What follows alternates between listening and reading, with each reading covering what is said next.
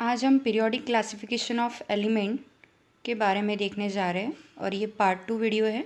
इसके पहले part 1 video में हमने Dobereiner triad and John Newland table के बारे में देखा था। अभी हम मेंडेलियस पीरियोडिक टेबल के बारे में देखेंगे। अभी तक टोटल 119 एलिमेंट जो है साइंटिफिक वर्ल्ड में डिस्कवर हो चुके हैं। लास्ट ईयर ही नया एलिमेंट डिस्कवर्ड हुआ है 119 वाला, जिसका नाम है उनेनियम। सबसे पहला एलिमेंट जो डिस्कवर हुआ था वो है फॉस्फोरस अराउंड 1649 में। उसके बाद एक एक करके एलिमेंट्स जो है वो डिस्कवर होते गए। अराउंड ईयर 1800 में 30 एलिमेंट ही डिस्कवर्ड हुए थे। जैसे जैसे एलिमेंट्स बढ़ते गए तो साइंटिस्ट ने उसको अलग अलग ग्रुप में डिवाइड करना स्टार्ट किया। उसी को ही हम क्लासीफाई किया ऐसे बोलेंगे, to is the study of such large number of element. और इन्होंने साइंटिस्ट ने दो ग्रुप में एलिमेंट्स को डिवाइड किया था। सबसे पहले वो है मेटल एंड नॉन मेटल। उसके बाद मेटलॉइड डिस्कवर्ड हुए, तो फिर थर्ड ग्रुप बनाया गया मेटलॉइड। मेटलॉइड वो एलिमेंट होते हैं जिनकी प्रॉपर्टी सिमिलर होती है metals as well as non metal के जैसे। उसके बाद हम हिस्टोरिक एस्पेक्ट देखेंगे। यहाँ हम देखेंगे कि कौन से साइंटिस्ट आए और किन्होंने किस तरीके से क्लासिफाई किया एलिमेंट को। सबसे पहले जॉन डोब्रेनियर आए अराउंड 1817 में। इन्होंने एलिमेंट्स को ग्रुप किया, डिवाइड किया, तीन तीन तीन के ग्रुप बनाए, इसीलिए इसको डोब्रेनियर ट्रायड भी बोला जाता है। और ये जो तीन के ग्रुप बनाए थे वो on the basis of atomic mass, उसके बाद सिमिलरिटीज़ इन देयर प्रॉपर्टीज़, उसके हिसाब से इन्होंने तीन के ग्रुप के एलिमेंट बनाए थे। इसमें उन्होंने इस तरीके से बनाया था कि जो एटॉमिक मास मिडल एलिमेंट का रहेगा वो मीन रहेगा atomic mass of first and third element. उसके बाद जॉन न्यूलैंड आए। उन्होंने अराउंड 1863 में एलिमेंट्स को सबसे पहले अरेंज किया on the basis of increasing atomic mass, और उन्होंने बताया कि जो भी हर आठवां एलिमेंट है उसकी प्रॉपर्टीज़ जो है वो सेम रहेगी, मतलब ही पहले एलिमेंट की तरह। जैसे कि म्यूज़िकल नोट में सा रे गा मा प ध नी और बाद में वापस से सा आता है। उसके बाद नेक्स्ट डिमेट्री मेंडेलीव आए, जिनके बारे में हम ये स्लाइड में देखने जा रहे हैं। अराउंड 1869 में उन्होंने एलिमेंट को अगेन सेम तरीके से ही प्लेस किया on the basis of increasing order of atomic mass, और इसी तरीके से इन्होंने खुद का पीरियोडिक लॉ दिया है। और लास्ट में हेनरी मोसले आए। इन्होंने 1913 में मॉडर्न पीरियोडिक टेबल जो है बनाया गया है, जो कि वर्ल्ड वाइड जो है वो एक्सेप्टेड है, अभी हम जो यूज़ करते हैं। तो अभी हम मेंडेलियस पीरियोडिक टेबल के बारे में देखेंगे।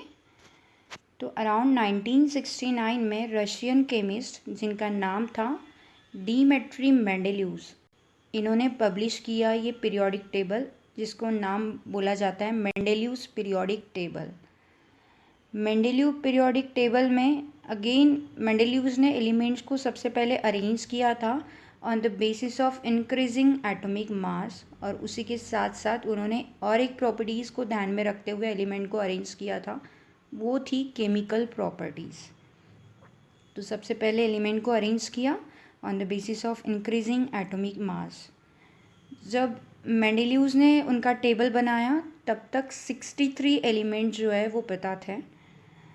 तो एलिमेंट्स को जो भी टेबल में अरेंज किया उनमें सिमिलर प्रॉपर्टीज़ वाले जो एलिमेंट्स थे वो सेम वर्टिबल कॉलम में जो है पीरियोडिक टेबल के उन्होंने डाले थे। मतलब जो भी पर्टिकुलरली एक कॉलम है टेबल का, उसमें जितने भी कॉलम में एक के नीचे एक जो भी एलिमेंट आएंगे उनकी केमिकल प्रॉपर्टीज़ क्या रहेगी, सेम रहेगी। मेंडेलियस पीरियोडिक टेबल में वर्टिबल कॉलम्स और हॉरिजॉन्टल रो थे। तो जो वर्टिबल कॉलम है उसको नाम दिया गया ग्रुप, वर्टिकल कॉलम को बोला जाता है ग्रुप, और जो हॉरिजॉन्टल रो होती है उसको बोला जाता है पीरियड्स। कॉलम को ग्रुप बोला जाता है और जो रो है उसको पीरियड बोला जाता है। Among chemical properties Mendeleev's treated formula of hydride and formula of oxide. इन्होंने जो एलिमेंट्स को क्लासिफाई किया था उसी के साथ साथ इन्होंने एलिमेंट्स के फार्मूला ऑफ हाइड्राइड और फार्मूला ऑफ ऑक्साइड दिए थे। फार्मूला ऑफ हाइड्राइड मतलब जब पर्टिकुलर एलिमेंट हाइड्रोजन के साथ रिएक्ट होगा तो वो बनाएगा हाइड्राइड। तो उसका हर एक एलिमेंट का हाइड्रोजन के साथ रिएक्ट होने का फॉर्मूला क्या रहेगा, वो है formula of hydride. And next is the formula of oxide, मतलब जब एलिमेंट ऑक्सीजन के साथ रिएक्ट होता है तो उसको हम बोलेंगे ऑक्साइड फॉर्म। तो इन दोनों फॉर्म के उन्होंने हर एक ग्रुप के लिए फॉर्मूलेज बताए थे और इनके ये सब ऑब्जर्वेशन से उन्होंने खुद का एक लॉ बताया है जिसको हम पीरियोडिक लॉ बोलते हैं। और वो लॉ ये स्टेट करता है the properties of element are the periodic function of their atomic masses. जो भी एलिमेंट की प्रॉपर्टीज़ है ये उसके मास के ऊपर डिपेंड करती है, इसीलिए ये लॉ इस तरीके से the properties of element are the periodic function of their atomic masses. इस तरीके से मेंडेलियस ने उनका पूरा स्टडी बताया है और उन्होंने पूरे टेबल को डिवाइड किया है 8 ग्रुप में। टोटल कॉलम अगर हम देखेंगे तो इसमें टोटल 8 कॉलम है और अराउंड 6 जो है पीरियड है 1 से लेके 6 नंबर तक। ऊपर में ये जो पर्टिकुलर हर एक ग्रुप है इसको डिवाइड किया है ए एंड बी सब ग्रुप में, ए बी इस तरीके से। ये टोटल 7 कॉलम है, 1 2 3 4 5 6 7 एंड 8th कॉलम, इसको हम ग्रुप बोलेंगे। टोटल ये 1 2 3 4 5 6 सीरीज़ में एलिमेंट्स को जो है अरेंज किया गया था। यहाँ पे ये टेबल में इनर्ट गैसेस अगेन इन्वॉल्व नहीं है क्योंकि इनर्ट गैसेस उस टाइम में जब इन्होंने स्टडी किया था तब डिस्कवर्ड नहीं हुए थे, वो उसके बाद डिस्कवर्ड हुए। इसके बाद इन्होंने जो भी एलिमेंट्स है इसको अरेंज करना स्टार्ट किया। यहाँ पे 4th 5th और 6th में यहाँ पे series 1 first series and second series है। जो भी एलिमेंट्स आते गए, ज़्यादा एलिमेंट्स होने की वजह से यहाँ पे इन्होंने first series and second series में एलिमेंट को जो है वो डिवाइड किया है। ये जो लास्ट सीरीज़ है this is the transition series. यहाँ पे जो भी एलिमेंट्स है ये सीरीज़ के अंदर, दिस वन ट्रांजिशन सीरीज़, ये सारे के सारे ट्रांजिशन मेटल्स है, इसीलिए इसको ट्रांजिशन सीरीज़ नाम दिया गया है। इसके बाद इन्होंने ये जो भी यहाँ पे टोटल जो भी टेबल में एलिमेंट्स है ये टोटल 63 एलिमेंट्स है। उसके साथ साथ इन्होंने और एक जो ख़ास बात थी फार्मूला ऑफ ऑक्साइड और फार्मूला ऑफ हाइड्राइड जो है वो बताया है कि किस तरीके से हाइड्राइड और ऑक्साइड का फार्मूला आएगा। तो यहाँ पे मैंने सेम टेबल लिया है, सिर्फ यहाँ पे हम फार्मूले के बारे में अभी डिस्कस करने वाले हैं। फार्मूला ऑफ ऑक्साइड और फार्मूला ऑफ हाइड्राइड किस तरीके से आता है टोटल 8 ग्रुप्स के लिए। तो सबसे पहले ग्रुप में फार्मूला ऑफ ऑक्साइड दिया है R2O and RH। R2O is the formula of oxide. यहाँ पे हमको पता है फर्स्ट ग्रुप में जो भी एलिमेंट हैं इनका आउटर इलेक्ट्रॉनिक कॉन्फ़िगरेशन जो है जिसमें ओनली एक इलेक्ट्रॉन होता है, मतलब ये जो भी एलिमेंट है इनकी वैलेंसी एक है और ऑक्सीजन की वैलेंसी जो है ये 2 होती है, इसलिए इसका फॉर्मूला जो बनेगा वो बनेगा R2O।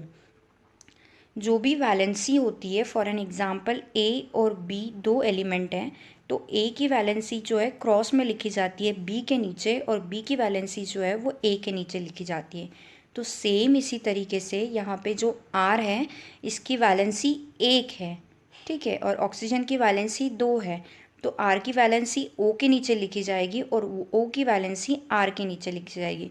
तो ये फार्मूला हो गया R2O1। जैसे कि हम 1 मेंशन नहीं करते हैं इसीलिए हम ये फार्मूले को डायरेक्टली लिखेंगे R2O। तो ये फर्स्ट ग्रुप का फार्मूला होगा फार्मूला ऑफ ऑक्साइड जो कि होगा R2O। अगर हम हाइड्राइड फार्मूला की बात अगर करते हैं तो हाइड्राइड का फार्मूला फर्स्ट ग्रुप का है RH। जैसे कि R की वैलेंसी होती है 1 और हाइड्रोजन की भी वैलेंसी जो है वो 1 ही है क्योंकि हाइड्रोजन के आउटर शेल में ओनली एक ही इलेक्ट्रॉन है। एज सच हाइड्रोजन का एटॉमिक नंबर भी एक ही है, तो ये हो गया R1H1।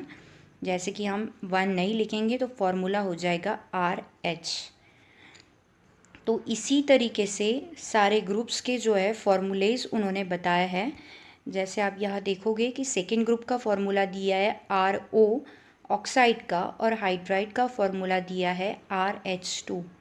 ये कैसे आया ये अभी हम देखते हैं। सेकेंड ग्रुप का ऑक्साइड का फॉर्मूला है RO। कैसे आया RO? बिकॉज सेकेंड ग्रुप है, मतलब यहाँ पे इलेक्ट्रॉनिक कॉन्फ़िगरेशन जो है, यहाँ पे जो भी एलिमेंट है R में, जो भी एलिमेंट हम बोल रहे हैं, इसका आउटर इलेक्ट्रॉनिक कॉन्फ़िगरेशन में 2 इलेक्ट्रॉन है। मतलब इसकी वैलेंसी जो है ये 2 है, और ऑक्सीजन की भी वैलेंसी 2 होती है। क्योंकि ये कॉमन वैलेंसी आई है R2O2, इसीलिए हम इसका फॉर्मूला डायरेक्टली लिखेंगे RO। और अगर हम हाइड्राइड की बात करते हैं तो इसका फॉर्मूला आएगा RH2। ये कैसे आया?